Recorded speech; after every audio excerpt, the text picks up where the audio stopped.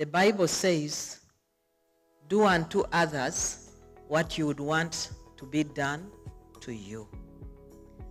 And the good thing is that what goes around comes around. Eventually it will get to you, and it will be you to cry.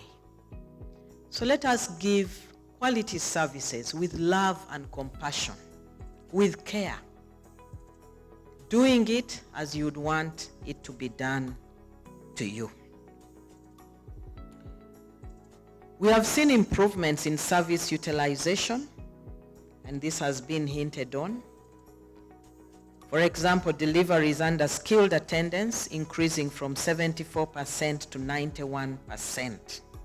This increase should be managed by a commensurate number of health workers if high quality care is to be offered.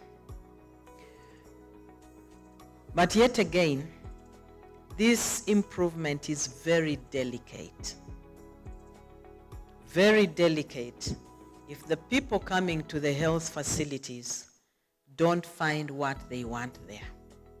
And I am glad that Jessica went through this. Are the health workers there? Do they love us? Are the commodities there? Is the environment conducive? Is it clean? Is it comfortable? Because sometimes you may find a traditional birth attendant has a more comfortable facility, and the mothers will choose to go there. Just like many people would like to go to private facilities where the rooms are comfortable, everything is available.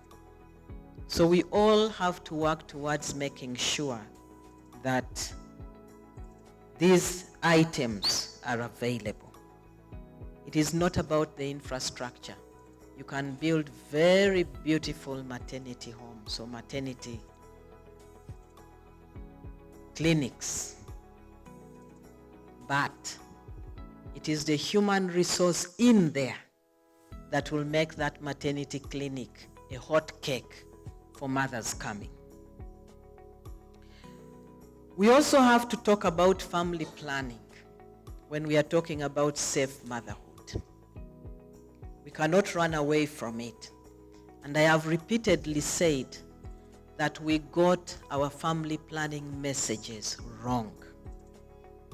So I am hoping that, is it NASMEC? You will help us to get it right from the very beginning.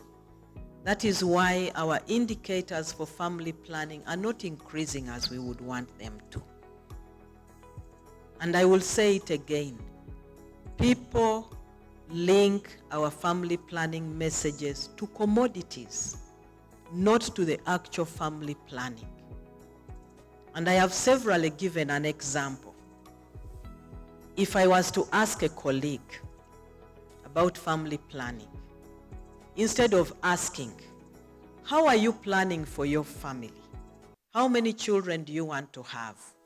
My question would be, are you on family planning? Who can deny that? That is the question. And the answer would be either yes or no. Yes, which one? I'm on contraceptive pills. I'm getting my injectables. I have an implant. Wrong question, wrong answer. We need to correct it, and this is the time. More especially since we have all turned around and focused our interventions on the communities. We must give the correct information. We want to plan for healthy families.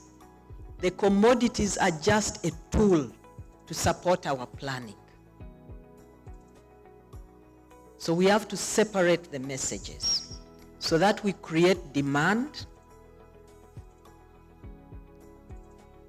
not only for family planning commodities, but also for the messages, and ensure that our women actually plan. I don't know how many of you have been taken through the indicators in the current demographic health survey. Areas that we are doing so well, like West Nile, have started dropping. Fertility rate is going up. Even Karamoja Karamoja, the fertility rate was low. Now it is high. It is the highest, actually. They were not getting so many children because they were moving, looking after cattle. Now, government is taking programs that cause them to settle in one place. And the result is good performance. Good performance, high fertility. And I know it is one of the districts that we want to focus on. And yet, the entire UN family have been in Karamoja, working very hard. But you can see the twist in indicators. Sometimes our good interventions cause us challenges. But good challenges, it means we have to refocus and rethink about what needs to be done there. The good news is that they are settling in one place. So we must work on that. So let us work towards addressing our message in the right way. The teenage pregnancies. No change in statistics. I think for the last over 10 years or 15 years, 20 years, we've remained the same. And we have talked. I don't know how many launches we have had to reduce teenage pregnancies, including the First Lady actually moving around to talk about teenage pregnancies. But I was challenged in cabinet one day when we were discussing the issue of teenage pregnancies and the statistics that had been presented to us by UNICEF. When His Excellency the President said, you people, first stop a little bit. Stop talking to yourselves. And then he asked that, I'm talking now like him, he said, in our days, our mothers were married off at 13 years, but they gave birth to us, and we are here. Were they not teenagers? We said yes. Then he said, in our days, there were even fewer hospitals. People delivered at home. But we are here. Are we not here? We said yes. So he said, even in our days, the chiefs used to encourage marriage of younger girls because the younger girls, were more productive. What happened to us? So we all kept quiet. So he asked me, so Jane Aceng, what are you saying? I said, I think we have got our messages wrong again. Because you have to explain to the population the why. And the why is not getting to them. If the why is about the health component, then let us tell them, if your girl is married off at 13, the body is not mature, she will get obstructed labor, she will have this. If she's married off at 13, the risks are many more. Let us tell them exactly the why. And go and engage those chiefs, those cultural leaders. Have an engagement, have dialogue. Because in any case, even in some countries, the kings are still marrying young girls. So what are you talking about? That's why teenage pregnancy is not going down. And yet, it is the one contributing the most to our institutional maternal mortality rate. I actually heard from the previous presenter that it actually increased from 46.5 to 62.9. Yes, that is a gray area that we have not handled. So again, I'm throwing the ball back to you. What are the messages we should run with to address teenage pregnancies? Because when we talk about family planning, we are not on the same board.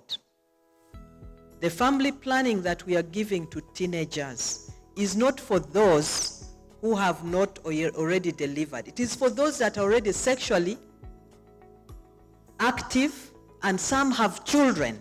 If they don't get the family planning commodities and the messages, they will continue delivering.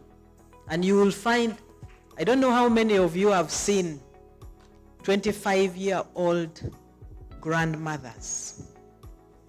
I have seen 25-year-old grandmothers.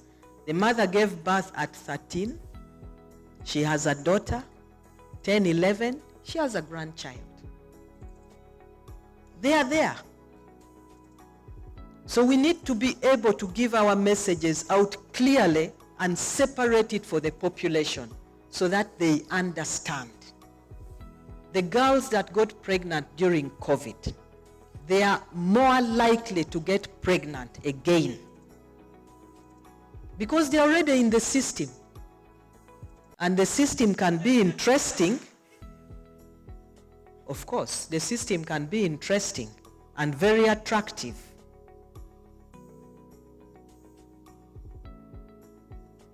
Messaging, messaging, and messaging. And that is the message that must reach to our population. The Ministry of Health remains committed to a continuous improvement process, and we hope that it will guarantee Ugandans quality health care. I will highlight a few. We will continue to improve access through construction and upgrade of healthcare facilities, resources allowing. And like my chair has said, our main focus will be on Health Center 3s and Health Center 4s. And statistics have shown that that is where most deliveries take place. So we are working on statistics. And my humble appeal to you, because whenever I step in Parliament, it is my hospital. I go this side, my hospital. Let us focus on where action is so that we can address some of these challenges. We'll also continue to invest in modern medical equipment to improve diagnosis and clinical care. We'll continue to build capacity of the healthcare workers to offer quality healthcare services. We'll strengthen support supervision and accountability for results at facility and community level. Maybe a little bit about accountability. Allow me again to appreciate the Commissioner for talking about resource mapping. I want to recall when we had one accountability forum for maternal child health, and the First Lady came, and there was a presentation by all partners. And the resources that were declared that day was more than Uganda's GDP for maternal child health. And we asked ourselves that where does all this money go? And I know right now we have it in the country. The question is, where does it go? It goes in administrative costs. It goes in duplications. It goes in no work done. It goes in telling lies. And we are happy and comfortable.